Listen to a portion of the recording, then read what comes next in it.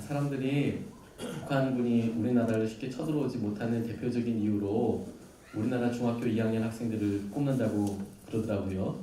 우리 중학교 애들이 어떤 일을 할지 모르기 때문에 개념이 없기 때문에 김정은도 두려워서 우리나라에 함부로 전쟁을 일으킬 수 없다라고 우스갯소리로 하는 이야기를 들었습니다. 집에서 중학생들 키우시는 분들도 계시고 이제 곧 되셔서 험난한 길을 예비하고 계시는 분들도 계시고 이미 그 길을 지나서 나는 지났지롱 하고 기뻐하시는 분들도 계시겠지만 중학교 아이들 만나보니까 도대체 뭘 하고 싶은 건지 뭐가 되고 싶은 건지 뭘 원하는 건지 모를 때가 참 많더라고요. 제가 게임 중독에 빠진 애를 한번 만나보게 됐었습니다. 부모님은 마음이 정말 너무너무 간절하죠. 학교도 안 가고 게임만 하려고 하니까. 그래서 그렇게 간절하게 아이를 위해서 해주고 싶은 게 그렇게 많은데 애가 안 하려고 드니까 소용이 없더라고요. 그냥 앉아서 게임만 하려고 하니까요. 그러니까 엄마 아빠 마음이 정말 타들어가는데 꼭 만나달라고 그래서 만났습니다. 저라고 뭐 뾰족한 수가 있겠습니까? 만나서 이야기하는데 정말 놀랍더라고요. 아무 생각이 없더라고요. 점수 올리는 것과 그리고 내가 지금 여기 빨리 친구들이랑 같이 이어져서 이제 하는 게 정말 절체절명의 사명인데 이것을 다 조직적으로 맡고 있다고 생각하는 것을 보고 제가 너무너무 깜짝 놀랐어요. 우리가 어른의 눈으로 이렇게 보면 아이들이 뭔가 하고 싶은 게 없다라고 생각이 들면 마음이 답답하잖아요. 얼마나 꿈꿀 수 있는 게 많은데 얼마나 해서 준비할 수 있는 게 정말 많은데 이런 생각들을 하게 되는데 아이들은 막상 그 시간이 너무 버겁다고 이야기하고 하고 싶은 게 없다라고 이야기하니까 안타깝지요. 그런데 아이들의 그런 모습들을 보면서 저는 우리가 신앙생활을 하면서 우리도 일종의 중2병 걸려있는 거 아닌가라는 생각을 하게 됐습니다.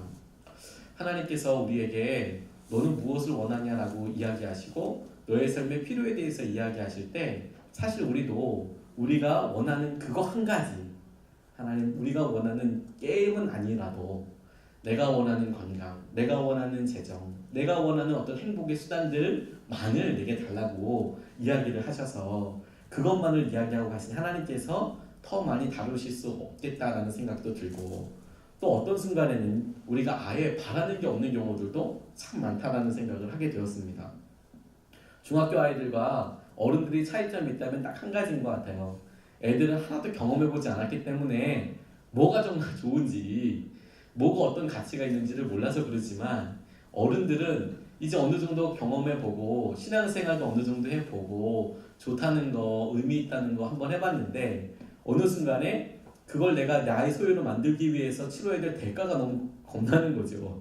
그게 좋기도 한데 그걸 다시 하려고 하니까 와 너무 힘들다 라는 생각이 덜컥 들기도 하고요.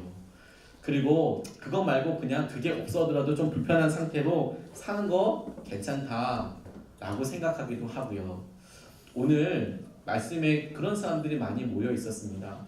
무리들이 참 많이 있어서 예수님이 있어도 그 예수님 주위에 때를 지어서 다니는 사람들이 많이 있었죠. 그런데 하나님께서는 오늘 그 가운데서도 유일한 의미들로 우리를 만나고 싶어 하시거든요. 오늘 우리가 읽었던 마가복음 말씀은 크게 액자 형태로 이루어져 있습니다. 액자 형태라고 이야기하는 모습은 뭐냐면 큰 이야기 가운데 작은 이야기가 들어있는 거예요. 그래서 오늘 이 이야기의 큰 겉이 되는 큰 틀의 이야기는 뭐냐면 야이로라는 회당장이 있어서 그 딸이 12살인데 죽을 병에 걸린 것 같습니다. 그래서 급히 주님께 와서 병을 고쳐주십시오. 그래서 예수님이 그 이야기를 듣고 야이로의 집에 가시고 그래서 고쳐주신다라는 얘기 안에 12살 먹은 소녀와 똑같이 12살 동안 혈루병을 앓았던 한 여인이 그 가는 길에 예수님의 못자락을 붙잡고 그 못자락을 붙잡은 것으로 인하여서 병이 나았다 하는 그런 작은 이야기 그 안에 들어가 있는 내용으로 이렇게 이루어져 있죠. 그런데 이 본문 말씀에서 야이로에게 있어서나 그리고 혈루병 얻는 여인에게 있어서나 하나님께서 우리 믿음에도 그대로 보고 붙잡을 수 있는 몇 가지를 깨닫게 해주시더라고요. 제일 주목하여서 보았던 것이 무엇이냐면 예수님을 움직이게 하는 동력이 예수님께서 움직이고 결단하고 역사하시게 하는 동력이 우리에게 있어서 간절함에 있다는 것을 알게 해주셨습니다. 간절함에 있다. 22절 23절 말씀에 보면 회당장 중에 하나인 야이로라 하는 이가 와서 예수를 보고 발 아래 엎드려 간곡히 구하여 이르되 내 어린 딸이 죽게 되었사오니 오셔서 그 위에 손을 얹으사 그로 구원을 받아 살게 하소서라고 하는 것에서부터 예수님이 움직이기 시작합니다. 무리들이 그렇게 많이 다니고 그리고 그 무리들 가운데 치유의 역사가 일어나도 가만히 주님께서 기록해 두시고 성경 가운데 우리로 계속 떠올리면서 기도하게 하시는 사람들을 보면 반드시 먼저 구한 사람, 반드시 그에게 하나님께서 찾아가셔서 어떤 고백을 받아내는 사람들이더라고요. 그런데 여러분, 당시에 이 회당장 야이로라까지 다 기록해둔 이유가 무엇이냐면 당시 예수님을 고백하는 부류가 완전히 극과 극이었습니다. 예수님을 그저 따라다니는 사람들 가운데에서는 선지자 같다고 이야기하는 사람도 있었지만 당시 이스라엘의 종교 지도자들은 자기의 종교적인 어떤 해가 되는 사람, 위협이 되는 사람이라고도 생각했거든요. 그러니까 야이로가 회당장이었음에도 불구하고 많은 사람들 앞에서 찾아가서 내 딸을 살려달라고, 거기다가 구원하여달라고 이야기하는 이야기는 정말 엄청난 이야기이죠. 예수님께서 그가 체면이나 이런 것들 다 떠나서 갈망하는 것을 보시고 간절함을 가지고 있는 것을 보시고 그를 만나 주셨습니다. 주님께서 우리에게 주신 가장 많은 선물들 중에서 이 간절함이야말로 가장 하나님의 모습을 닮은 거라는 생각이 들었습니다. 달라스 윌라드라는 사람이 사람에 대해서 연구하면서 그가 유명한 신학자이기도 하고 철학자이기도 하면서 사람의 성품을 곰곰이 보니까 우리의 모든 가지고 있는 것들이 다 제한적이죠. 다 한계가 있는 겁니다. 우리의 시간도 100년 남짓, 오래 살아야 100년 남짓, 80년 정도를 살게 되고, 우리의 건강도 그렇고, 우리가 먹을 수 있는 것도 그렇고, 우리의 감정도 그렇고. 그런데 유독 사람이 갖고 있는 성품이랄까, 가지고 있는 특성 중에서 한계가 없는 것이 있더라는 거죠. 그게 뭐냐면 우리 안에서 욕구하는 것, 갈망하는 것, 내가 무엇을 원하는 것. 그런데 이것이 문제는 죄의 타락으로 인하여서 많이 망가져 버렸다는 것입니다. 그래서 우리가 중독이나 어려운 일을 한 그런 애들 보면 2시간이건 3시간이건 체력의 한계를 뛰어넘어서 게임을 합니다. 애들만 게임하는 거 아닙니다. 고스톱 치는 사람들 봐도 밤을 새워가면서 오른팔에 50전 뛰어넘는 은혜가 그 가운데 있습니다. 눈이 새빨개져가지고 고스톱 치는 것이죠. 체력의 한계를 뛰어넘는다니까요. 나이가 불문합니다. 우리의 욕망과 욕구를 보니까 그 크기가 가난한 사람이라고 해서 삼성 크기만큼 충분히 가지고 있는 사람들도 많이 있더라고요.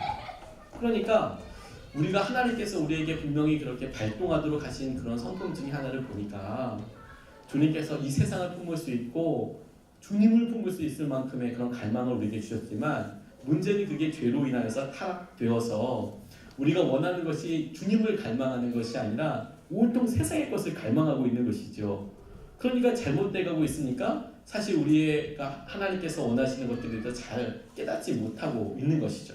더군다나 갈망의 크기가 그게 극단적으로 가는 경우도 중독이나 이런 쪽으로 빠지지만 하나님을 마땅히 갈망해야 될 것, 마땅히 바라야 할 것, 바라보아야 할 것들에 대해서 우리가 충분히 그렇게 힘을 쓰지도 않고 바라지도 않고 담담하게 되었다라는 것이 죄의 결과인 것입니다. 우리가 죄만이 있어서 사실 움직이기 쉽지 않아요. 제가 성도님들 이렇게 만나보고 그리고 기도 제목 여쭤보고 그러면 대부분 다 마음속에 갈망이 있던데요.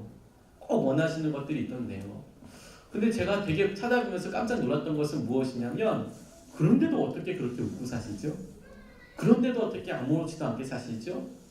아마 분명히 전에 그런 기도 제목을 수십 번도 더 나눠주셨고 근데 잘 변화가 없겠다라고 생각되는 것이기도 하고 굳이 그걸 다시 밝혀서 그 이야기하는 게 또 서로 부담스러운 것이죠. 마치 오늘 혈루병 앓은 여인이 많은 의사로부터 많은 시간 동안 여러 사람들에게 도움을 받으려고 했지만 실패하고 힘들어했던 것처럼 어느 순간에 그냥 중간 정도로 이렇게 딱 가게 되는 것이죠. 그 중에 하나가 그냥 대충 가자, 체면으로 그냥 대충 가자 이런 것들도 있겠다는 생각을 하게 되었습니다. 제가 일본에 이렇게 가게 되었을 때 나리타 익스프레스라는 것을 처음 타보게 되었습니다. 뭐 특별한 건 아니고 전철입니다. 전철. 그냥 나리타라는 공항에서 도쿄 중심까지 가는 고속 전철을 기차를 타게 되었는데 문제가 항상 있죠. 해외 여행을 하다 보면 단기 선교를 해서 가게 되는데 그날의 문제는 무엇이냐면 제가 저를 마중나야 될 사람들을 못 만났다는 것과 더 커다란 문제는 저는 일본어를 잘 못할 뿐만 아니라 저를 만났던 그분은 영어를 잘 못하신다는 거죠. 너무 충격적인 일이었습니다. 그래서 길게 줄 서 있는 곳에서 그 영무원에 계신 표 파는 분에게 몇 마디 일본어를 걸어봤다가 이분은 계속 저한테 일본어로만 이야기를 해주셨어요. 그래서 저는 중간중간에 영어로 다시 물어보는데 계속 일본말로만 이야기하시는 거예요. 그래서 엉겹결에 계속 하이 했더니 표를 주더라고요. 네, 받았습니다. 엉겹결에 돈도 내고 표도 받았습니다. 그리고 뭐 일단 그래서 물어봤죠. 뭐 그 정도에서 어떻게 가야 되는지 뭐 이런 거 물어보고 무슨 말인지 몰라서 일단 표에 자세히 보니까 다 쓰여 있더라고요. 몇 번이라고도 쓰여 있고 몇 시라고도 쓰여 있고 가서 얼마나 화가 났는지 몰라요. 왜냐면 그것보다 빨리 가는 차도 있었거든요. 뭐 계속 물어보니까 이게 뭐 특급으로 탈 거냐 뭘 탈 거냐 뭐 그런 거를 나중에 간단히 생각해 보니까 그런 종류를 물어봤던 것 같아요. 그런데 뒤에 사람도 있고 그놈의 체면이 뭔지 그냥 하이 이렇게 그냥 간 거죠. 여러분 우리가 신앙생활 할 때도 교회 안에서도 은근 그렇게 넘어가는 거 많습니다. 굳이요 우리가 한 주, 두 주, 세 주, 네 주 그렇게 살아왔기 때문에 지금 다시 브레이크를 걸고 그게 문제다라고 이야기하고 싶지 않아요. 점점점 보니까 굳이 내 못하는 모습을 보이고 싶지 않더라고요. 제 연약한 모습 굳이 보이고 싶지 않더라고요. 저만 그런가요, 여러분? 가만히 보니까 점점 잘하는 모습은 보이고 싶은데 연약한 모습이나 제가 안 되는 것들에 대해서는 가급적이면 별로 그렇게 나타내고 싶지 않아요. 근데 믿음 생활에도 똑같다는 생각을 하게 되었습니다. 아픈 사람들이 다 자기 아픈 거 기도 제목 부탁할 것 같죠, 여러분? 여러분 가슴에 손 얹고 한번 생각해 보십시오. 진짜 여러분 아프다고 다 뒤에 있는 사람들한테 다 이야기합니까? 여러분 재정적으로 어렵으면 다 주위에 있는 들이 얘기할 것 같죠. 가만히 여러분 가슴 한번 손 놓고 생각해 보세요. 여러분 정말 힘들고 결제 날이 다가오고 수급 날이 다가오고 그럴 때 여러분들이 그것을 기도 제목으로 함께 기도해 달라고 기도 부탁할 할 만한 사람들이 몇 명이나 있습니까? 그런데 여러분 우리는 이렇게 많은 믿음의 동역자들이 있는데 정작 우리가 기도할 사람, 기도 부탁할 사람이 없다는 거 아니에요? 사람이 없는 겁니까? 우리 안에 있는 장벽 때문에 그렇게 길을 가게 되는 거 아니겠습니까? 그래서 주님은 가끔 우리를 간절한 가운데 이렇게 몰아가세요. 진짜로 몸이 우리가 참을 수 없는 수준을 넘어가게 되거나 혹은 갑작스럽게 경제적인 상황이 악화되거나 혹은 이렇게 분리개척을 시작하여서 하나님께서 아무것도 없는 상태에서 뭐든 다 기도하게 보게 하시다든가 뭐 이렇게 하다 보니까 하나님께서 교회를 위해서 안 하다가 기도하게 되고 해보다 보니까 내 문제도 기도하게 되고 가만 기도하다 보니까 교회 문제가 내 문제 같아서 하나님께 한 번 더 기도하게 되고 그 교회 문제 나누다가 자기의 기도 제목도 같이 엉겹결에 나누게 되고 이렇게 하나님께서 이끌어 가시는 것을 보게 됐어요.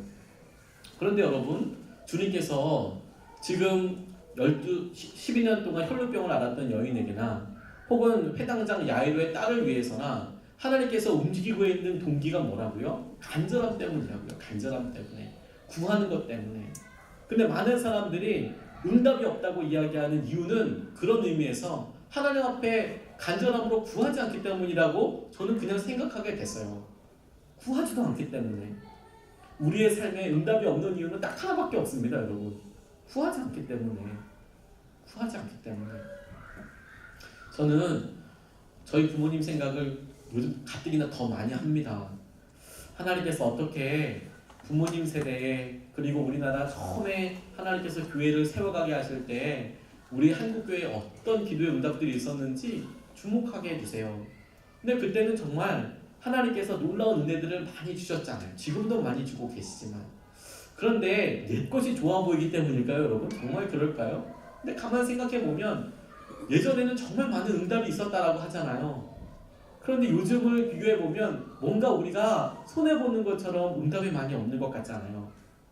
이유를 아무리 생각해봐도 하나밖에 없는 거예요. 구하지 않기 때문에. 구하지 않기 때문에. 탕자의 아들 이야기가 제게는 그렇게 다가오더라고요. 그가 아버지 유산 달라 하잖아요. 저는 그 장면이 너무 통쾌했어요. 왜냐하면 탕자는 정말 아버지를 아버지라고 믿었나 보다. 그러니까 유산 달라고 하는 거 아니겠습니까? 아저씨라고 생각했으면 유산 달라면 못했을 거예요. 그런데 진짜 아버지라고 믿었나 봐요. 그렇게 얘기해도 쫓아내거나 혹은 뭐 어떻게 할 생각, 그냥 주실 거라고 진짜 생각했으니까 그렇게 이야기했다는 생각이 어느 날 들더라고요. 그런데 그가 타지로 떠나서 고생 엄청 했죠. 그런데 그가 문득 아버지를 생각합니다. 아버지 집을 생각하고 우리 아버지 집에는 먹을 것도 많고 구할 것도 많은데 이게 웬 고생이람. 그리고 돌아갑니다. 동기가 되게 단순했습니다. 그냥 돌아가나 볼까? 돌아가서 아버지께서 만나고 이야기하면 나를 아들로 마시고 나를 종으로 사용해 달라고 말이나 한번 해볼까? 이런 느낌이었다는 거예요. 근데 하나님께서 그를 놀랍게, 아버지가 그를 놀랍게 안아주시고 글을 쓰시잖아요. 반면에 여러분, 장자는 그 모든 과정들을 보고 마음에서 열불이 나는 겁니다. 막 활화산이 타오르죠. 막 그렇게 타오르면서 아버지한테 대드는 장면 보고 저는 또 한 번 깜짝 놀랐어요. 그가 아버지한테 이렇게 이야기합니다. 저 바깥에 나가서 창기들과 세상에 돈 다 써온 저런 아들한테는 잔치 잡아주고 잔치 열어주고 손 잡아서 이렇게 잔치 열어주고 나는 아버지 옆에서 평생 이렇게 일만 하고 이렇게 열심히 하는데 나를 위해서는 나와 내 친구들을 위해서는 염소 새끼 한 마리라도 잡아준 적이 있습니까 아버지? 라고 이야기했어요. 그런데 아버지가 이렇게 이야기합니다. 야 너는 항상 나와 함께 있고 내 것이 다 네 것인데 들어가서 즐겨야 하지 않겠냐라고 이야기하는데 제가 그 부분 장면 보면서 이런 생각했습니다. 염소 새끼 세상에 나가서 가산을 다 탕진하고 온 아들한테도 소잡아주는 아버지가 항상 함께하고 있는 아들이 염소 새끼 잡아달라고 하면 안 잡아주셨을까? 그런데 그 장자, 그 첫째 아들이 살면서 친구들과 함께 염소 새끼 한 마리 잡아먹지 못했던 거, 아버지와 함께 그런 잔치 한번 누리지 못했던 이유는 딱 한 가지밖에 없지 않겠습니까? 아버지한테 달래본 적이 없는 거죠. 아버지한테 한 번도 달라고 얘기해 본 적이 없는 것이죠. 여러분들은 언제 주님께 달라고 이야기해 보셨습니까? 저는 기복신앙에 대해서 좋다고 이야기하는 것이 아닙니다. 물론 그것에 대해서 우리가 경계하고 복만 달라고 하는 것은 정말 좋은 일은 아니겠죠. 그런데 여러분 아무리 생각해봐도 우리 자녀들이 엄마 아빠를 보고 달라달라 해서 구차는 건 좀 있지만 차라리 달라달라고 뭐 달라고 사달라고 이야기하는 딸이 좋습니까? 아니면 오자마자 방 걸고 들어가서 아무 이야기하지 않고 이것이 살았는지 죽었는지 문자로 이야기하는 그런 아들 딸이 더 좋습니까? 아무리 봐도 여러분 말하는 가정 안 하는 가정이 더 문제 아니겠습니까? 하나님께서 우리에게 너 잘 봐라. 야이로 그의 말을 통해서 움직이는 것이 나이고 혈병 여인의 간절함을 통해서도 움직이는 게 나이고 똑같이 여러분 우리에게도 우리의 간절함과 우리의 것에 대해서 주님께서는 응답하실 준비가 되어 있고 그것을 구하라고 말씀하시는 것 아니겠습니까? 저는 저와 여러분들을 주님께서 이렇게 예수님의 사람들 교회를 시작하게 하시면서 아무것도 없는 것, 당연한 것을 위해서 기도하게 되는 것들, 당연하다고 생각하는 것들을 위해서조차 당연하지 않기 때문에 기도하고 준비하게 하는 것들이 교회뿐만이 아니라 몇 번을 말씀드렸지만 저와 여러분들의 믿음의 근간을 주님께서 또 당연한 거 없다, 구해봐야 한다, 믿음의 한계에 대해서 이야기하시고 구하는 시간으로 주님께서 주신 것이라고 저는 정말 믿습니다. 갈망이 주님을 움직입니다. 주님 앞에 구하는 것을 통해서 주님께서 내게 그거 주십시오 하나님 내게 그게 있습니다 라고 하는 것이 우리 스스로가 내가 복을 구하는 거 아닌가 라고 생각하기 전에 달라고도 얘기 못 해보겠습니까? 한번 달라고도 이야기해 볼 수 있지 않겠습니까? 주님께 간절함으로 가지고 시도해 보는 겁니다. 주님 내게 허락해 주십시오.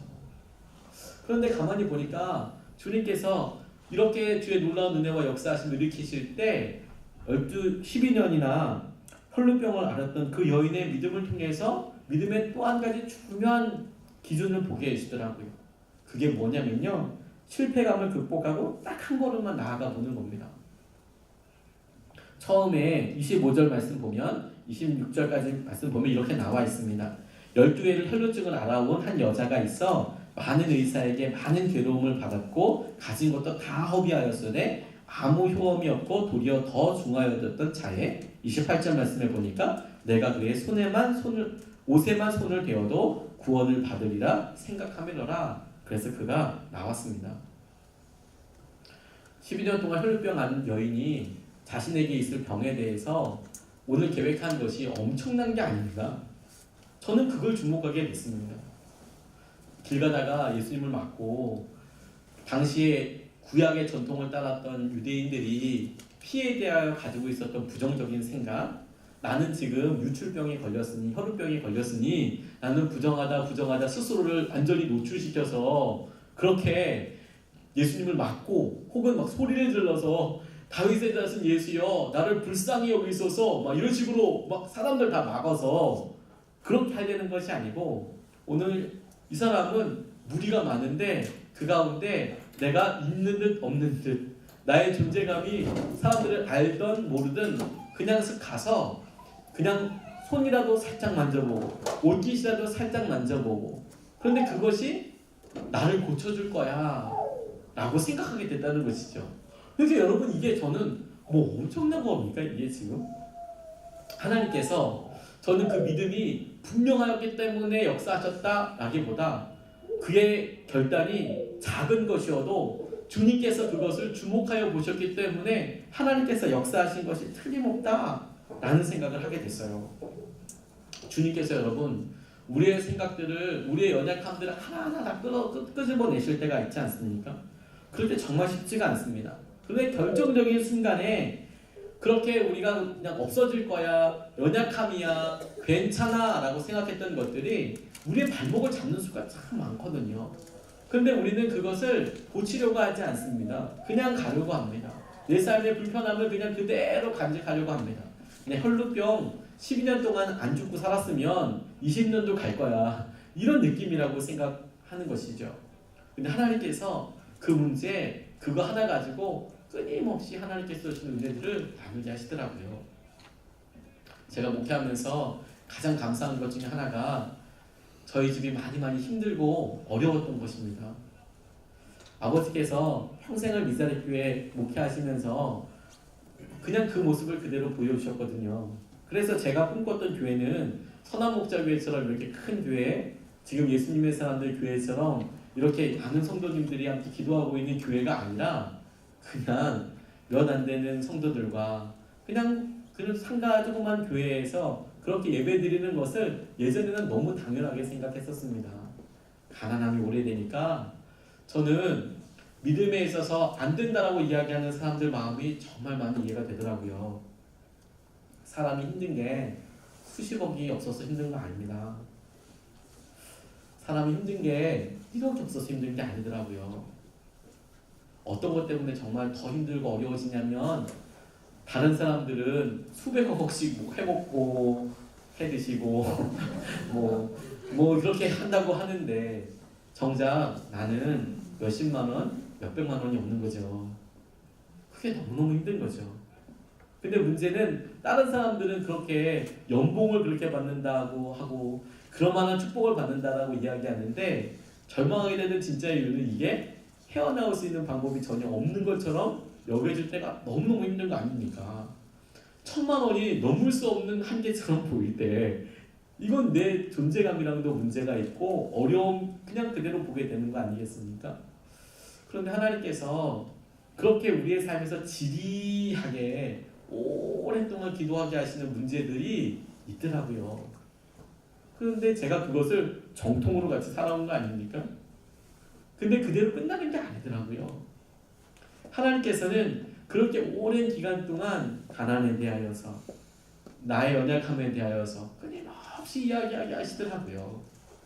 그리고 주님께서 예비하신 때가 있으면 하나님께서 당신의 방법으로 그 이야기를 뛰어넘게 하여 주시더라고요. 그것을 초연하고 극복하게 해주시더라고요. 요즘 생각해 보니까 우리 아버지께서 그렇게 힘드셨던 이유가 저 때문이구나라는 생각을 하게 됐어요. 저 하나 인간 만들려고 주님께서 우리 아버지의 평생을 그렇게 가난하고 힘든 것에 대해서 동일하게 고백하게 하셨나 보다. 그런 생각이 제게 들더라고요. 우리가 여러분 오랫동안 힘들고 12년이나 아팠을 그런 혈루병이 우리 중에 하나가 있어서 힘들다고 한다면 포기될 문제가 아니라 하나님께서는 아직도 그 끝을 잡고 우리에게 뭔가 더 하실 이야기가 있다는 거예요. 그게 온전한 우리의 사명이 될 때까지 하나님께서는 그것을 끝까지 붙잡고 계시는 것이죠. 이상하지 않습니까? 우리는 그만하고 싶은데요. 주님은 그 얘기에 대해서 우리가 무언가 응답받기를, 더 깊은 이야기 가운데 들어가기를 원하시는 거예요. 그런 대부분의 사람들이 이것에서 좌절감을 경험하고 실패감을 경험합니다. 더 이상은 안 된다고 생각해서 어느 순간에 너무 힘드니까 자기가 단도리를 하는 겁니다. 심지어 그래서 이렇게 믿음의 시험들에 대해서 너무 견딜 만큼 견뎠다고 희망 고문이라는 말까지도 사용하죠. 근데 여러분, 희망 고문은 안 된다고 생각하니까 희망 고문이죠. 하나님께서는 그렇게 어려움과 힘든 것 가운데 한 걸음 더 가게 하셔서, 아니 적어도 그 문제가 해결되고 안 해결되고의 문제가 아니라 하나님이 예비하신 또 다른 은혜를 이끌어 가시기 위해서 역사하고 계신다라고 우리에게 말씀하고 있지 않습니까? 오히려 한 걸음 더 나아가는 게 필요한 거예요. 한 걸음 더요. 포기하지 않고 12년 동안이나 많은 의사에게 많은 어려움을 당하고 가지고 있는 것을 다 허비하고 이제는 뭐 돈을 갖고 올 수 없어서 내가 할 수 있는 게 가서 옷자락 하나 만져볼 수 있는 그런 마음 남았어도 하나님 거기서 만나고 싶어 하시는 거거든요. 남북 전쟁 당시에 북부군 지휘관이었던 사람 중에서 조슈아 캠벌린이라는 사람이 있었습니다. 이 사람은 본래 군인이 아니었고 신학생이었습니다. 그리고 수사 교수였습니다. 자원 입대했고 그래서 제20지원병 연대의 연대전까지 진급하기도 했답니다. 그가 1863년 7월 2일 날 펜실베니아주에 있는 게티스버그 근처에서 전쟁을 하게 됐습니다. 잘 아시다시피 이 게티스버그 전투가 남군과 북군이 결정적인 승기를 잡게 되는데 이때까지만 해도 남군이 우세였다고 합니다. 그러니까 남북 전쟁에서, 미국의 남북 전쟁에서 남군이 당연히 이긴다 이렇게 가고 있는데 게티스버그 전투에서 북군이 승리하는 것으로 인하여서 승기가 확 들어가게 된, 그래서 나중에 링컨이 거기 서서 연설하게 되었던 굉장히 중요한 이런 고지 같은 곳입니다. 백마고지 같은. 그런데 거기에 이 사람이 있었어요. 남군 연합군과 이렇게 대치하고 있었습니다. 그 전장에서 300명밖에 되지 않은 병력을 이끌고 패배가 너무 뻔한 상황인데 이렇게 너무 힘들게 있는 거죠. 그런데 그 7월 2일 날 2시 30분에 남부 연합군 엘리베마주 제15, 47 지원병 연대가 공격을 시작했는데 이 부하들도 맞서자 끝까지 싸운 겁니다. 그런데 2차, 3차, 4차, 5차 공격을 감행했고 남군 연합군이 마지막 공격을 끝냈을 때 북군 이 캠버린 군대에 있었던 사람들 중에서 자기 다리로 설 수 있는 사람이 80명밖에 없었다는 겁니다. 80명. 다 전사하거나 다 부상을 입거나 어떻게 할 수가 없었던 것이죠. 그리고 이 캠버린이라는 사람도 이 자기 버클에, 허리띠 버클에 총알을 맞아서 부상을 입기도 하고, 뭐 말도 안 되는 일이 있었는데 망을 보던 사람이 이제 다시 남군이 마지막으로 6번째로 지금 쳐들어오려고 준비를 하고 있다는 겁니다. 그러니까 이제 빨리 항복을 해야 되는 시점인데 이 사람이 어마무시한 결단을 하게 되었습니다. 자기의 모든 병참 부대 사람들이 이야기하기를 이제 딱 한 번 치를 전투밖에 안 남았다. 총알이. 이제 다 끝이다. 항복하든지 이렇게 하자라고 이야기할 때 이 사람이 벌떡 일어나서 사람들한테 남군도 보고 북군도 보는 앞에서 돌격 앞으로 이걸 한 거예요. 돌격 앞으로. 그리고 총에다가 칼을 이렇게 끼는 것을 착검이라고 하거든요. 착검하고 남군으로 뛰어들어가는 겁니다. 마지막 순간에 그렇게 남군을 향해서 돌진한 것이죠. 그래서 우측으로 돌아서 측면을 강타하는 작전으로 적의 혀를 찔렀는데 이날 세계에서 말도 안 되는 전투라고 이어지는 전투가 일어나게 된 거예요. 이 80명의 북부 군사들이 정말 짧은 시간 안에 4,000명의 남부군 군사들을 포로로 잡은 겁니다. 80명이 4,000명이나 되는 군사들을 그 돌격 한 방에 잡아버린 거예요. 그래서 그 고지를 지켰습니다. 리틀 라운드 탑이라고 부르는 이곳에서 또 남군이 절대적으로 우세였는데 그러지 않습니까? 80대 4,000, 포로만 4,000인데 그걸 승리하고 나고 보니까 게티스버그 전투도 승리하게 되었고 결국에는 남군을 북군이 이길 수 있었던 결정적인 전투가 거기 있었다라고 역사가들은 평가한다고 이야기합니다. 우리가 많은 시험과 연단 가운데 이제는 지쳤다라고 이야기하기에는 우리가 너무 조금밖에 시간을 안 보낸 거죠. 하나님께서 우리의 삶에 믿음의 연단을 주시고 하나님 나는 왜 이렇게 반복적인 어려움의 문제 가운데 또 넘어지나요? 하나님 나는 왜 이 관계 때문에 또 마음 아파야 하나요? 하나님 도대체 언제까지 이걸 계속 꺼내고 또 꺼내고 또 꺼내서 또 무너져야 되는 건가요? 그래서 하나님 너무 힘들어요 그만할래요 라고 얘기하기엔 하나님께서 우리에게 예비하신 은혜가 하나님께서 우리에게 만끽하게 하실 승리의 크기가 더 크고도 놀랍다라는 것이죠. 주님께서 이 일을 통하여 우리에게 얻게 하실 영광이 더 놀랍고 더 축복이라는 것이죠. 한 걸음만 나가게 되는 것입니다. 주님께서 그걸 원하신다는 거예요. 옷자락 한 번만 잡아보는 마음으로 하나님께서 우리의 믿음을 나아가 보라고 이야기하시는 것입니다. 예수님의 사람들 교회에서 하나님께서 저와 여러분들에게 원하시는 것이 선한 목적 위에서는 하지 않던 어마무시한 일 원하시는 게 아니고 하나님 그냥 우리 가운데 썼던 것에서 우리가 할 수 있는 일, 우리가 지금 순종할 수 있는 일, 옷자락이라도 잡을 수 있는 마음으로 한 걸음 순종하는 것 가지고 하나님께서는 당신께서 계획하신 놀라운 치유와 은혜와 승리를 경험하게 하시겠다라고 저는 믿고 있습니다. 지금부터 100년 전에 새술막이라는 지경터라는 곳이 있습니다. 여기 천안 쪽으로 가다 보면 포천 지나서 지경터라는 곳이 있습니다. 그리고 새술막이라는 곳은 딱 느낌 봐도 아시겠죠? 주막터입니다. 주막이 많아서 새술막이라고 이야기하는 곳에 교회가 섰습니다. 한국 교회사에서 굉장히 독특한 것이 무엇이냐면 감리교, 장로교 뭐 이런 교회들이 각 도를 강원도는 그리고 인천은 우리 그다음에 충청도 이쪽은 감리교가 뭐 서울 뭐 저쪽 북쪽은 장로교가 네리우스 선교 정책이라고 그래서 전도를 보다 더 효과적으로 하기 위해서 선교사님들이 모여서 집중적으로 선교할 곳을 정하셨습니다. 물론 나중에는 그런 것이 많이 전도가 되면서 유명무실해졌지만 그것이 선교 초반에는 굉장히 중요한 효과를 가지고 왔었습니다. 이제 그러다 보니까 지금도 부산 쪽에는 감리교회가 없는 이유가 당시에 그쪽이 북장로교회가 선교하던 곳이었기 때문에 그렇습니다. 저는 그 참 잘한 지혜라는 생각이 듭니다. 강원도는 감리교회에서 맡고 있었습니다. 그리고 그 강원도를 맡고 있었던 선교사님이 토마스 하디 선교사님입니다. 이분이 지경터라는 곳에 새술막이라는 곳에 자기 전에 한 선교사님이 오셔서 보니까 집 한 채로 들여서 예배당에서 예배드리고 있는 거 보고 야 여기 선교하면 좋겠다 이렇게 이야기하셔서 갔는데 문제는 자기가 선교하고 그랬는데 사람들이 교회 땅 얻으라고 교회 터 얻으라고 이렇게 얻어주면 그거 팔아먹고 그 교회 터는 주막으로 변해져 있고 뭐 이런 일들이 속출하는 것이죠. 예수님을 믿는다고 그렇게 철떡같이 이야기했는데 그래서 그분 믿고 돈을 맡기고 뭐 이렇게 맡겨놓으면 다음에 순회 선교할 때 가서 거기 보면 거기가 주막이 되어 있거나 그런 집기들이 다 뭐 팔려서 나가 있는 걸 보면 얼마나 힘들었겠습니까? 선교사님들도 그거 현지에 미국에 있는 현지에서 후원금 받아서 그렇게 개척하는 거일 텐데 그 다음 후원 편지에다 뭐라 쓰겠습니까? 교회를 하나 개척했는데 지금은 술집이 됐습니다. 이렇게 쓰기는 너무 어렵겠지만 그렇다고 거짓말도 쓸 수는 없지 않습니까? 자괴감이 있었던 거예요. 자괴감이.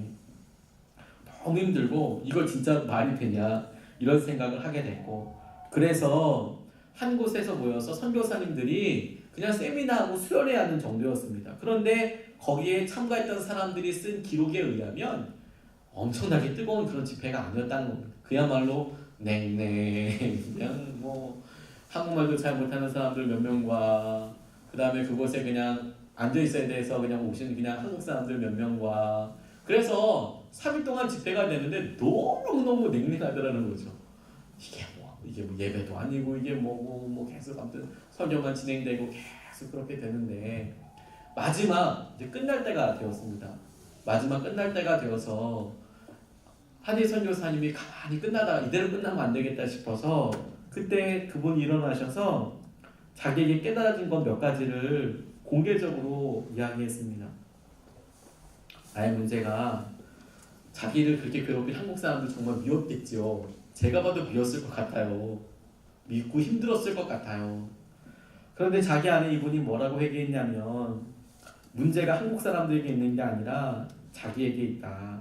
내가 성령의 능력을 의지하지 않고 선교한 거, 교만했던 거 이걸 사람들 앞에서 공개적으로 회개했어요. 이 회개도 눈물을 흘리면서 이렇게 한 회개가 아니고 그냥 회개했어요. 내가 잘못했다고. 자기 마음에 있었던 반성이겠죠. 선교에 대해서 이렇게 다시는 누구 탓으로 돌리지 않고 내가 잘못한 거라고. 그런데 그게 불씨가 돼서 원산에 커다란 부흥운동이 일어나기 시작했습니다. 그리고 그 1903년에 있었던 원산 대부흥이 1907년에 평양 대부흥운동으로까지 이어지는 불씨가 되었던 굉장히 중요한 기폭제가 되었습니다. 근데 제가 주목하고 있는 것은 무엇이냐면 그 처음이 주야 뭐 블라블라블라블라 해서 엄청난 막 불이 떨어지는 은혜 그게 아니었고 내가 물질적으로 이렇게까지 회개 안 하면 아무것도 할 수 없을 것 같은 마음이 들어서 선교사님 한 분이 덤덤히 자기의 죄를 고백했을 뿐인데도 그야말로 할 수 있는 일이 예수님 지나가시는데 내가 붙잡아서 이야기할 수 있는 힘도 내게는 없고 나는 그분 옷자락에도 한번 만지고 싶은 그런 마음으로 나아갔을 뿐인데 하나님께서는 그 찰나를 그 순간을 놓치지 않으셨다니까요. 그거 붙잡고 그 고백 하나 붙잡고 하나님께서는 대한민국 전체를 탈탈 털어서 성령의 은혜 가운데 넣어주셨다는 거 아니겠습니까? 하나님께서 우리의 삶에서 그런 놀라운 은혜와 역사하심을 지금 주장하시고 이끄시고 계시는 것이라고 믿습니다.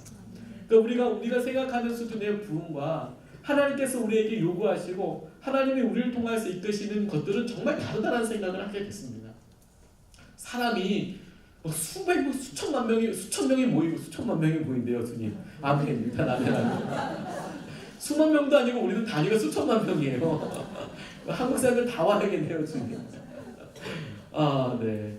그런데 하나님께서 그렇게 사람들 오고 막 이런 것들만 부흥이라고 얘기하시지 않고 우리 마음속에 냉랭하고 힘들었던 것에서 그래서 조그만한 손난로 같은 거 그런 거 하나 붙잡는 마등으로 잡았을 뿐인데도 하나님께서 우리 마음에 이 어떻게 할 수 없는 불과 내가 어떻게 감당할 수 없는 은혜가 하나님께서부터 오는 치유로 은혜로 우리에게 만나게 하시고 이끌게 하시는 것이 주님의 계획이라는 거예요. 갈망했을 뿐인데 내가 하나님께 구했을 뿐인데.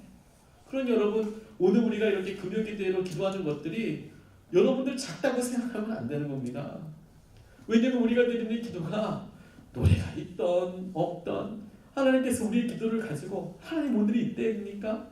하나님 아직까지 제게 더 깨닫게 하실 것이 있습니까? 내가 드리는 그 심정을 통해서 하나님께서는 우리 가운데 여태껏 한 번도 하지 않았던 것들을 보게 하시고 이끌게 하시고 불을 붙여서 쓰시게 하실 테니까 그렇습니다. 왜냐하면 주님께는요 많은 무리들 가운데 반드시 있어야 될 증인이 필요하시기 때문에 그렇습니다. 그리고 증인으로 쓸 사람을 너무너무 사랑하시기 때문에 그렇습니다. 저는 여러분 간절히 기도하면서 우리 예수님의 사람들 교회의 첫 번째 증인은 누가 될까? 주님께 날마다 그런 증인이 일어나게 해달라고 기도하고 있거든요. 그런데 정말 기도하기는 우리가 함께 주님에 나온 예수님의 사람들 여러분 모두가 다 그 증인이 되었으면 너무너무 좋겠습니다. 근데 첫 번째 증인은 누가 될까? 주님께서 어떻게 역사하실까? 그게 너무 기대가 돼요.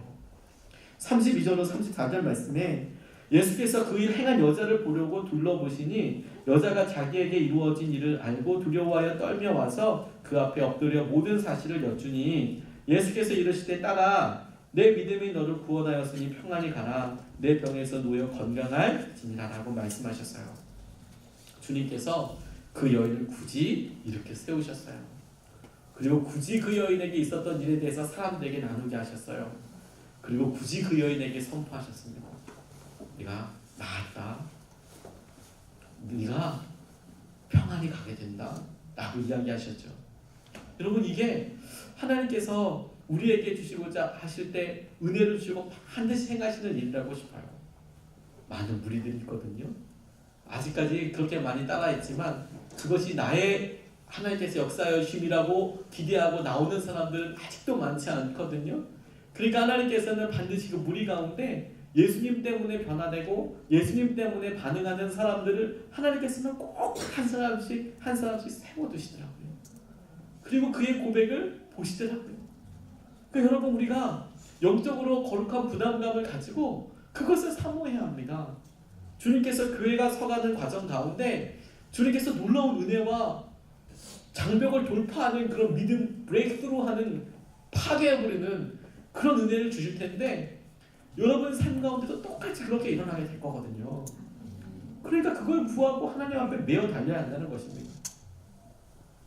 바울이 그런 사람 되지 않았습니까?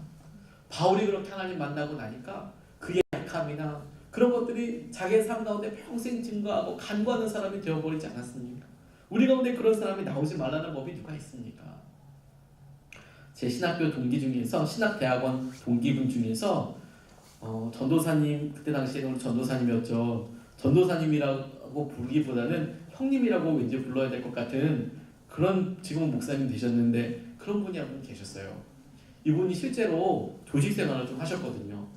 그래서 이렇게 나누다 보면 바로 고개 까고 눈을 못 마주치는 거 있죠. 그냥 형님 이렇게 할 만한 체구가 땅땅하시고 정말 어마무시한 분이 한 분 계셨습니다. 그런데 이분이 우연히 이렇게 나누다가 본인이 예수님 만난 이야기를 해주시는 거예요. 이분이 실제로 조직 생활을 하고 이렇게 하다가 조직이 쫓기는 삶을 살게 되신 거예요. 그래서 한 3천만 원을 가지고 필리핀으로 무작정 도망가셨대요. 그래서 자신이 해왔던 대로 그냥 뭐 방탕한 생활을 하는 거죠. 나 이제 딱 요거 딱 다 쓰고 다 죽는다 이런 생각하고 그렇게 하셨다고 그래요.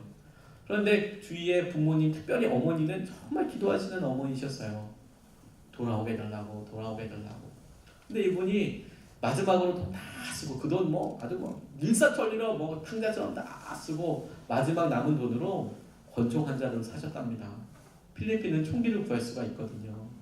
그래서 용기가 없으니까 그렇게 막 사람들 때리고 이런 일 했던 분이 용기가 없으니까 술을 이빨 마시고 마지막으로 권총 가지고 들고 삶을 마감하려고 총을 다 대고 있는데 눈물이 그렇게 나더래요.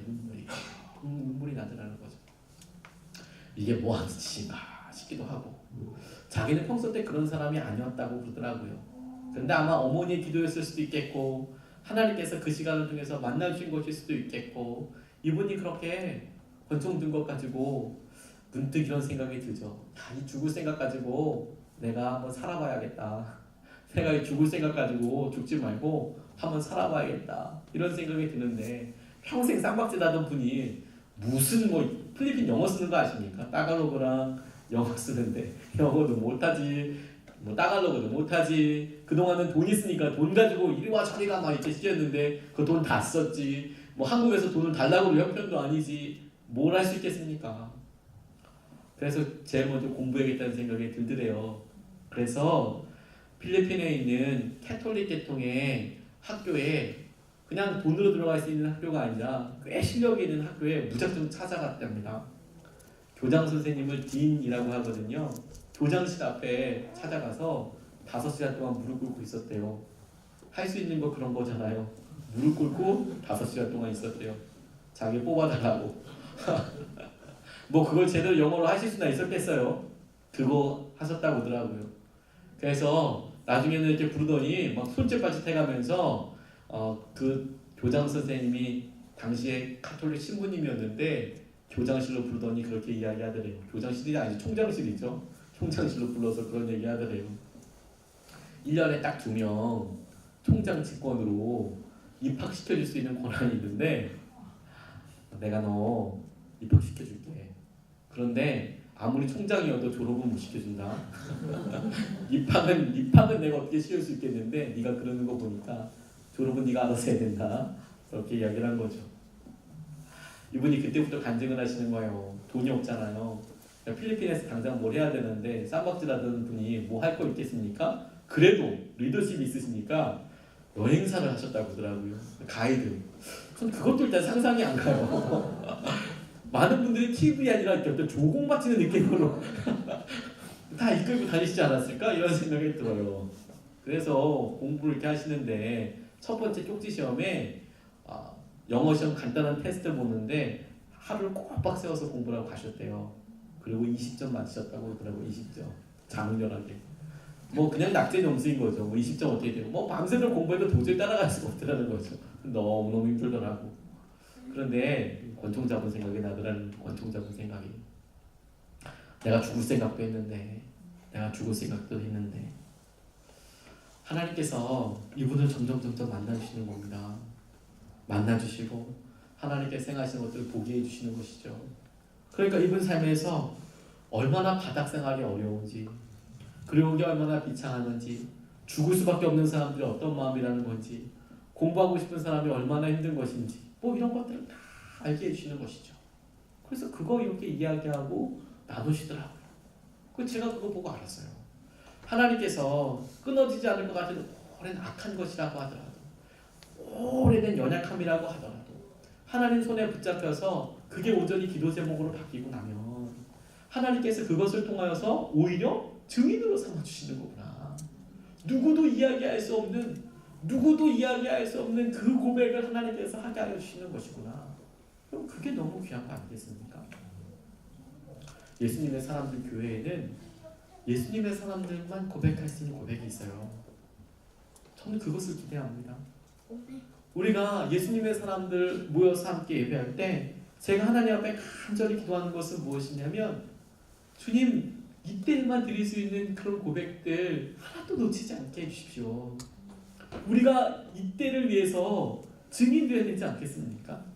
여러분 지금은 여러분들이 우리 권사님들이 전화하셔서 어떻게 파송받게 할 마음이 드셨는지 간증해달라고 이야기하지만 우리가 가을 넘어가고 그러면 하나님께서 예수님의 사람들 교회에서 우리를 어떻게 만나주셨고 어떤 고백하셨는지 그것 가지고 살아가고 움직이고 이끌어가게 되는 거 아니겠습니까?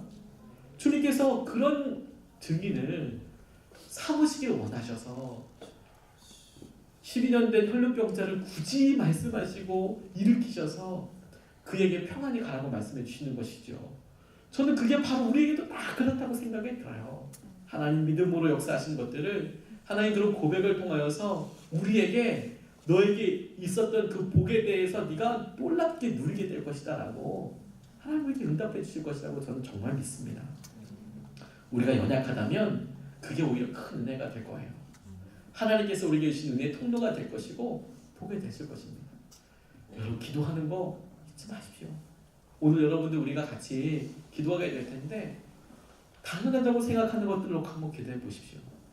하나님께서 우리 마음의 고백을 어떻게 있게 하시는지 하나님 그것이 무엇이라고 이야기하시는지 놓치지 마십시오. 하나님께서 주신 은혜가 놀라운 역사하심이 되고 은혜가 될 것이기 때문에 그렇습니다.